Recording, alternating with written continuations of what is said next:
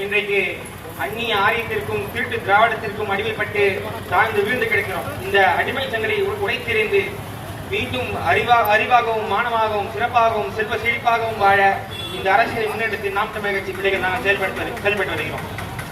அப்படி இருக்கும் சூழ்நிலையில் இந்த ஒன்றை பிழைக்க வந்த இந்த திருட்டு திராவிடம் அதன் ஓங்கிய குரல் என்னவாக இருக்கிறது என்றால்,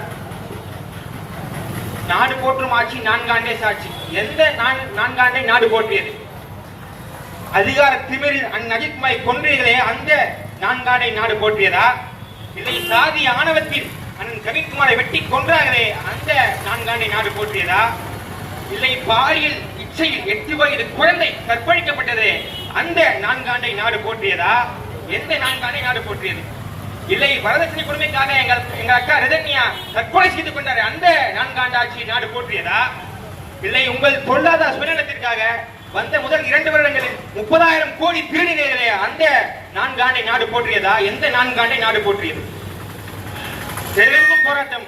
மாணவர்கள் போராடுகிறார்கள், ஆசிரியர்கள் போராடுகிறார்கள், பேராசிரியர்கள் போராடுகிறார்கள், விவசாயிகள் போராடுகிறார்கள், தூய்மை பணியாளர்கள் போராடுகிறார்கள். இப்படி எல்லாரும் போராடுகிறார்கள். அரசாங்கமே சொல்கிறது ஒரு 1,00,000 போராட்டத்தில் நாங்கள் அனுமதி தந்திருக்கோம் எங்கள் ஆட்சியில் என்று.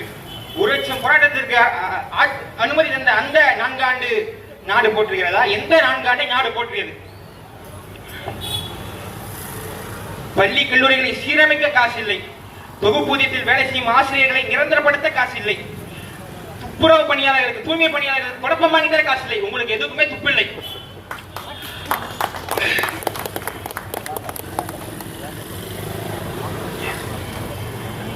இப்படி இந்த திமுக திருடி கொண்டே வருகிறது. இவர்கள் திருடாத விதம் இல்லை, எல்லா இடத்திலும் திருடுகிறார்கள். இது எல்லாத்துக்குமே காசு இல்லை. ஏன் காசு இல்ல? எல்லாத்தையும் இவங்க திருடி வச்சுட்டு வீட்டுக்கு எடுத்துட்டு போயிறாங்க. அப்புறம் எப்படி இருக்கும் காசு? இவங்களுக்காக தான் பாட்டே பாடினாங்க. திட்டம் போட்டு திருடுற கூட்டம் திருடி கொண்டே இருக்குது, அதை சட்டம் போட்டு தடுக்கிற கூட்டம் தடுத்து கொண்டே இருக்குது. திருடராய் பார்த்து திருந்தா விட்டால் திருட்டை ஒழிக்க முடியாது. திருடாதே திராவிடா, திருடாதே திருடாதே திமுக, திருடாதே. இப்படி ஒரு பக்கம் திருடிட்டே இருப்பாங்க, இன்னொரு பக்கம் ஒரு வேஷம், ரொம்ப நாளா வேஷம் போட்டிருந்தாங்க. அந்த மெயின் பிக்சர் முக்கிய கதாபாத்திரம் நம்ம ஐயா உதயநிதி தான். நீட்டை ஒழிக்கிறாங்க செய்கிட்டு தான் இருக்கு, நீட்டை ஒழிக்கிறாங்க செய்கிட்டு தான் இருக்கு, நீட்டு நீட்டு நீட்டுனாங்க. அமலாக்கத்துறை ஒரே நீட்டா நீட்டினான். அங்க குனிஞ்சாங்கன்னா இன்னொன்னு முறையில இவங்களா பாஜக ஒழிப்பாங்க, இவங்களா பாஜக ஒழிப்பாங்க. 1999 நாடாளுமன்ற தேர்தல் அன்னைக்கு அம்மையா ஜெயலலிதா பாஜக கூட்டணி வச்சு அன்னைக்கு பாஜக ஆட்சி அமைச்சது. அன்னைக்கு ஜெயலலிதா அவங்களுக்கு இருந்த முரண்பாட்டினால பாஜகவுடைய பிரதமர் ஐயா வாஜ்பாய் அவர்கிட்ட இருந்து அவங்க ஆதரவு திரும்ப